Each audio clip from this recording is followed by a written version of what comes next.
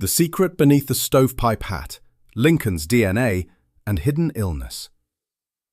Medical researchers found, when they began applying genetic analysis to biological material preserved from Abraham Lincoln's life and death, that the 16th President of the United States may have been living with a rare and progressive genetic condition, one that would have killed him within months of the war's end, even if John Wilkes Booth had never walked into Ford's Theatre.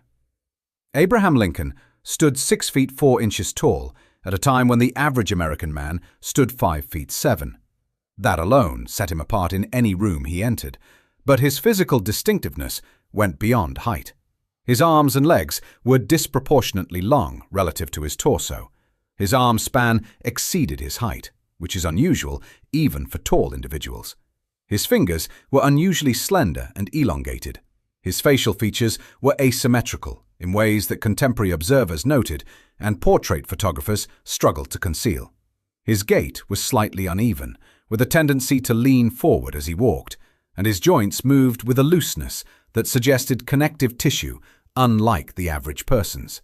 He was born in a Kentucky log cabin in 1809, the second child of Thomas and Nancy Hanks Lincoln.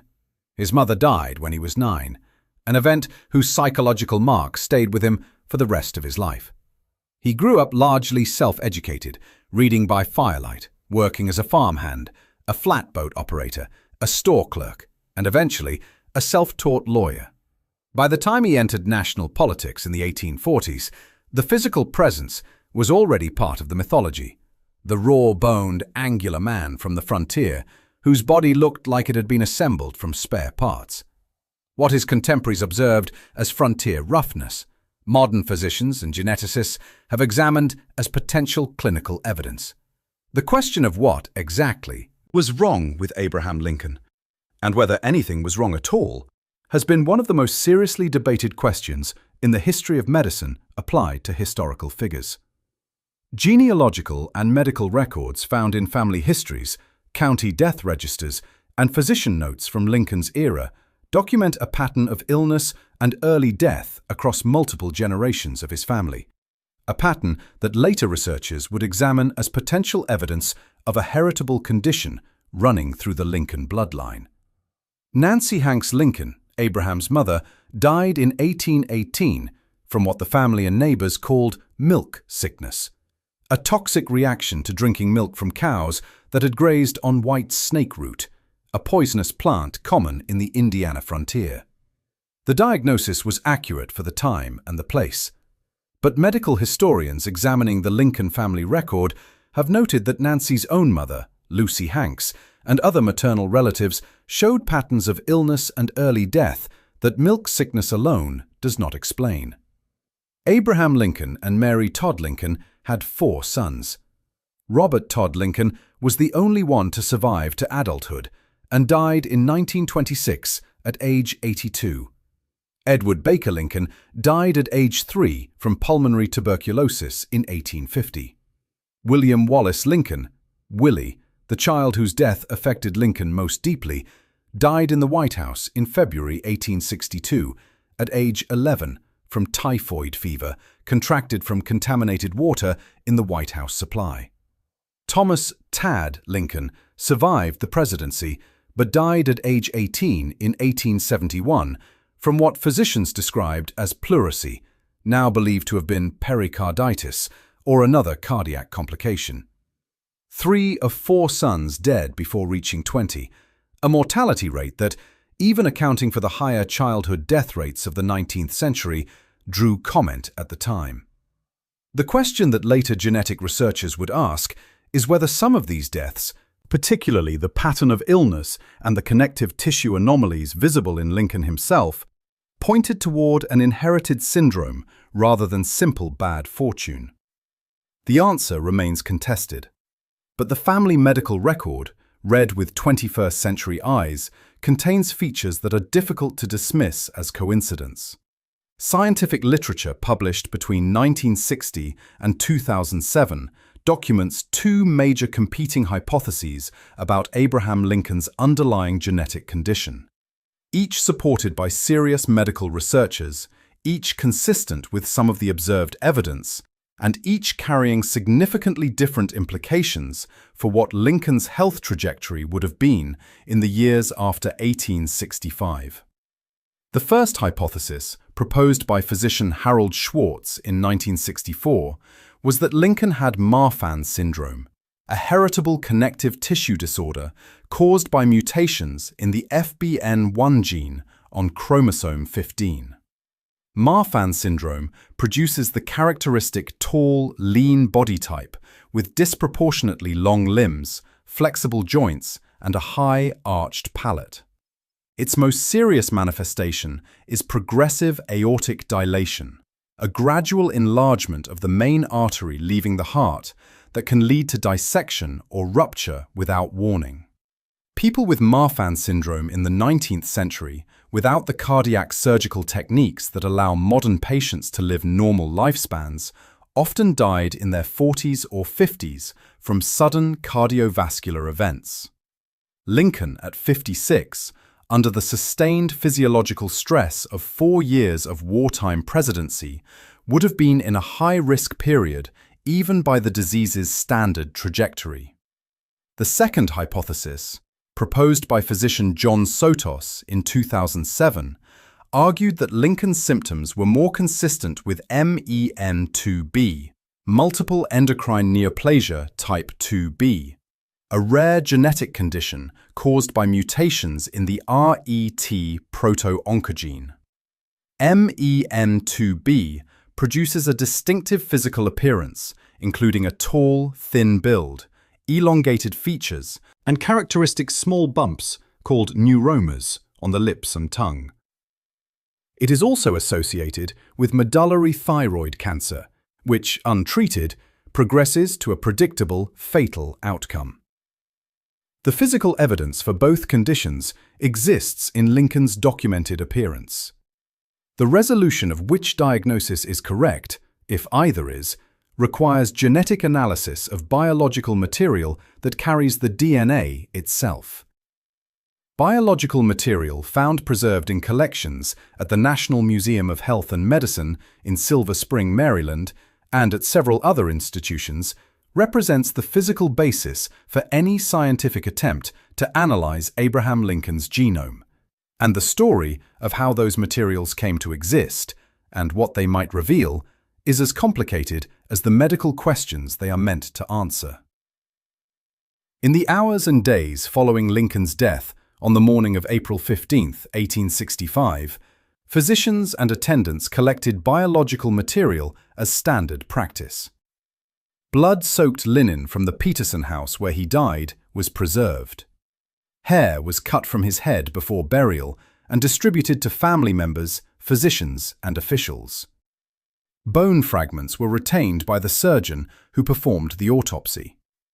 These materials were subsequently donated or sold to institutions over the following decades and now exist in multiple collections under varying conditions of preservation. The National Museum of Health and Medicine holds one of the most significant Lincoln collections, including hair samples, blood residue on cloth, and bone fragments. The Smithsonian Institution holds additional materials. Several private collections contain items whose provenance has been authenticated to varying degrees.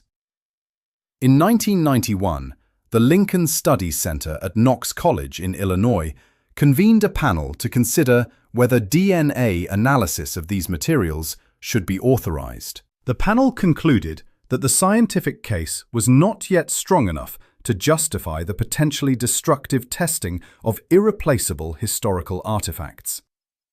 The discussion was renewed in subsequent years as DNA extraction techniques became less destructive and more sensitive. As of the most recent published deliberations, a formal authorized DNA analysis of Lincoln biological material has not been conducted. But the materials exist, the technology exists, and the scientific and ethical debate continues.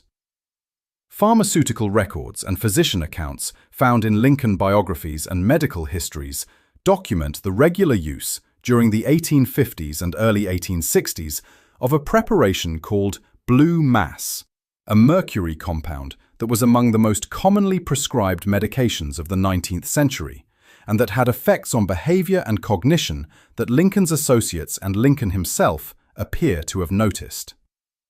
Blue mass was a pill or liquid preparation containing mercury chloride mixed with various other ingredients including licorice, rosewater, and honey.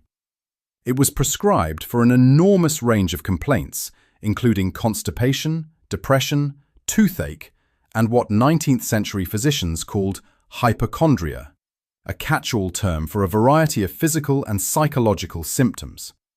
Lincoln took it regularly for what his physician described as constipation and melancholy.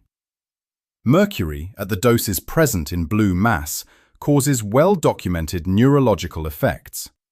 At moderate exposure levels, mercury produces irritability, emotional instability, insomnia, and what is clinically described as erethism, a constellation of symptoms including extreme sensitivity to criticism, social withdrawal, and difficulty concentrating. The phrase "mad as a hatter" entered the language because hat makers who used mercury in felt processing showed exactly these symptoms. People who knew Lincoln in the late 1850s described periods of pronounced irritability and emotional volatility that his later associates did not observe to the same degree. Lincoln stopped taking blue mass in 1861, shortly after taking office, reportedly because he noticed that the pills made him cross and he did not like what they did to his temperament. Analysis conducted in 2001 by researchers at Tulane University on a surviving blue mass sample of the period found mercury levels approximately 9,000 times the modern safety limit per dose. The decision to stop was, from a neurological standpoint, almost certainly the right one. Physical evidence found in 2 plaster life masks of Abraham Lincoln, one made by sculptor Leonard Volk in 1860 and one made by sculptor Clark Mills in 1865, documents a measurable and significant change in Lincoln's facial structure over 5 years that medical researchers have interpreted as a biological record of progressive physical deterioration. Life masks, made by pressing plaster directly against a living subject's face, capture 3-dimensional detail that no photograph of the period could match. The 1860 mask shows a Lincoln who is lean but vigorous, the facial muscles firm, the asymmetry present but moderate. The 1865 mask shows a Lincoln who appears dramatically older than his 56 years would suggest. The left side of his face has drooped noticeably, the skin appears to have lost subcutaneous volume, and the overall impression is of a man whose body is failing faster than his calendar age would predict. The facial asymmetry that both masks capture, the left side of Lincoln's face sitting slightly lower than the right, the left eye positioned differently than the right, has been attributed by some researchers to a condition called strabismus, in which the muscles controlling eye movement are unbalanced. Lincoln's left eye was documented by multiple contemporaries as drifting upward when he was fatigued, a classic presentation of vertical strabismus. The change between 1860 and 1865 is consistent with several of the conditions proposed in the genetic hypotheses. In MEN2B, progressive weight loss and physical deterioration are expected in the advanced stages of the associated thyroid cancer. In Marfan syndrome, cardiovascular stress accumulates over decades and is visible in the face and posture as the body's connective tissue breaks down. Either way, the masks tell a story that the official portraits of the period were designed to conceal. Historical records found in the archives of the Oak Ridge Cemetery in Springfield, Illinois, document a sequence of events in the decades following Lincoln's burial in 1865 that is extraordinary, even by the standards of 19th century American history. A sequence that culminated in a final opening of the tomb in 1901 that produced the last verified eyewitness account of Abraham Lincoln's physical remains. In 1876, a gang of counterfeiters based in Chicago hatched a plan to steal Lincoln's body from its tomb, hold it for ransom, and used the proceeds to free a colleague who had been imprisoned. The plot was infiltrated by a Secret Service operative, and the conspirators were arrested before the theft was completed. The incident prompted authorities to begin a series of relocations of Lincoln's remains within the monument, moving the coffin to different positions within the structure to prevent future attempts.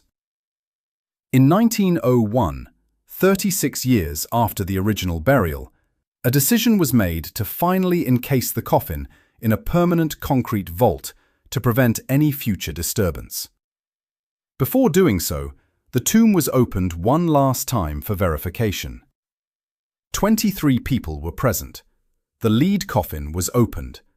Multiple witnesses confirmed that the body inside was recognizably Abraham Lincoln. The tall frame, the distinctive features, the clothing in which he had been buried. The preservation, achieved through the embalming performed in 1865, had been remarkable. The relevance of embalming to any future DNA analysis is a technical concern that forensic geneticists have examined carefully. The embalming chemicals used in 1865, primarily arsenic compounds, are highly destructive to DNA at the cellular level. The biological materials collected before embalming, including the hair samples and blood-stained cloth held in institutional collections, are therefore significantly more useful for genetic analysis than anything that might theoretically be recovered from the remains themselves. Personal correspondence and White House staff accounts found in the Lincoln Papers at the Library of Congress document a dimension of Abraham Lincoln's inner life that his public image of rational frontier pragmatism tends to obscure. A deep engagement with dreams, premonitions, and the spiritualist movement that swept through American society in the 1850s and 1860s. Lincoln was not conventionally religious.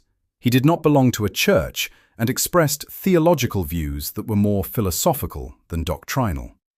But he was deeply attentive to his dreams and believed that they carried meaning. He described to multiple associates a recurring dream of a ship moving rapidly toward a dark and indefinite shore, which he interpreted as a portent of significant national events. He reported this dream in the days before several major battles of the Civil War, and again in the days before his death. The spiritualist movement, which held that communication with the dead was possible through mediums and seances, was enormously popular in the 1860s among people of all social classes. Mary Todd Lincoln became deeply involved in spiritualism following the death of their son Willie in 1862, and seances were held in the White House on multiple occasions. Lincoln attended at least some of these. Whether he regarded them as genuine, as a comfort to his wife, or as a curiosity, is not clearly established by the record. Researchers who have examined Lincoln's reported visionary experiences in the context of his likely medical condition have noted that both Marfan syndrome and MEN2B can produce neurological effects, disturbances in sleep architecture, heightened sensory sensitivity, and, in advanced cases of MEN2B, hormonal disruptions from the associated endocrine tumors that could contribute to vivid dream states and altered perception. This is hypothesis rather than established fact, but it is a hypothesis grounded in clinical physiology. Medical analysis published by physician John Sotos in his 2008 book, The Physical Lincoln, synthesized the available historical, visual, and biological evidence and reached a specific and sobering conclusion about what Abraham Lincoln's health trajectory would have been in the months and years after April 1865 had the assassination not occurred.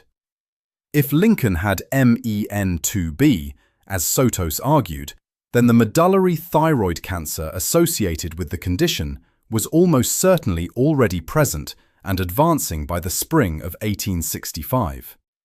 Medullary thyroid cancer in untreated cases, and in 1865 there was no treatment, progresses at a rate that, in a patient showing the degree of physical deterioration visible in Lincoln's 1865 life mask and in the accounts of his weight loss and fatigue that year, would be expected to produce a fatal outcome within approximately 6 to 12 months.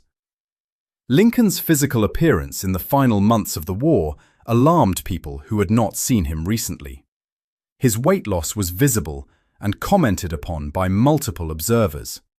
His face showed the hollowing that accompanies advanced malnutrition or malignancy.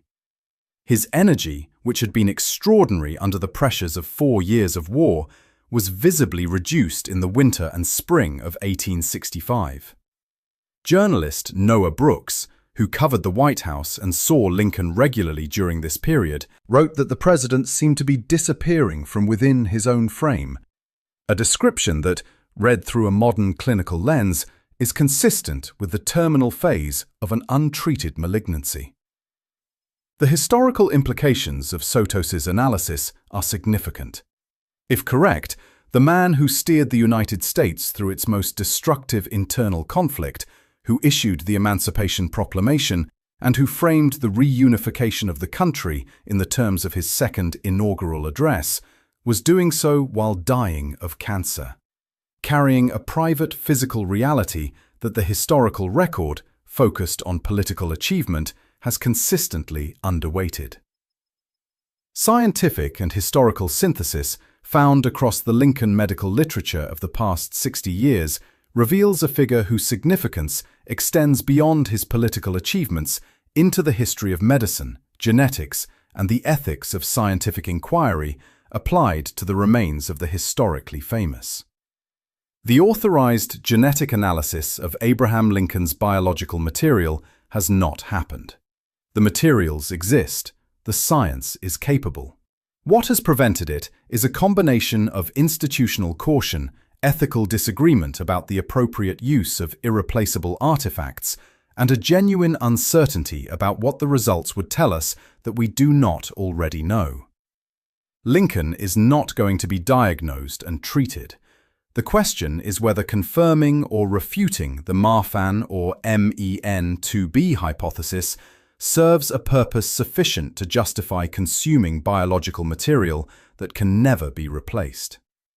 Those who argue for testing say that a confirmed diagnosis would enrich the historical understanding of Lincoln's presidency, that knowing he governed while dying changes the meaning of his decisions and his endurance in ways that matter for how we understand political leadership under extreme conditions. Those who argue against say that the historical record is sufficient, that the uncertainty is itself informative, and that the remains of the dead deserve protection from scientific curiosity that offers no benefit to the living. What the Lincoln case has already given medicine is a model for how ancient and historical DNA analysis can be applied to public figures, a methodology that has since been used to analyze the remains of kings, pharaohs, and historical figures across multiple continents. The debate about Lincoln's DNA is, in that sense, a foundational case in the ethics of what science is permitted to ask of the dead.